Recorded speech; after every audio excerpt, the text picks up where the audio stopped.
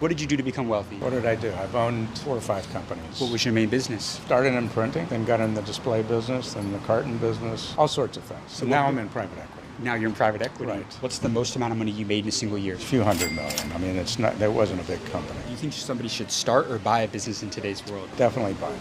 Why? Well, because, it's got a track record. Raising money, like I started with nothing. So raising money becomes very difficult if you're an entrepreneur and a new company. However, if you got a business with a track record, you can go raise money from a bank and then sort of leverage that up to the next deal. Is it possible to buy a business without a lot of capital? Yeah, but you've got to have your own track record. I was in the consulting business, and the banks trusted me, and they knew. How did you build your relationships with banks? I did that over a period of 4 or 5 years. Have you ever lost money? Oh yeah, I sure have. Yeah. But that's part of the learning process. If you're an entrepreneur, whether you buy a business or you start a business, you're an entrepreneur. You're really in business for yourself at the end of the day. For people that don't understand private equity, how do you make money in private equity? You buy companies. The private equity model is you buy a company and you use the assets of that company to borrow against those and ultimately pay those off through the cash flow of the business. Among the most successful people that you've met throughout your career, what do they all have in common? I think whether you're a billionaire or a millionaire, most guys that get into that status are willing to take risks. That's the bottom line. Were you a big risk taker?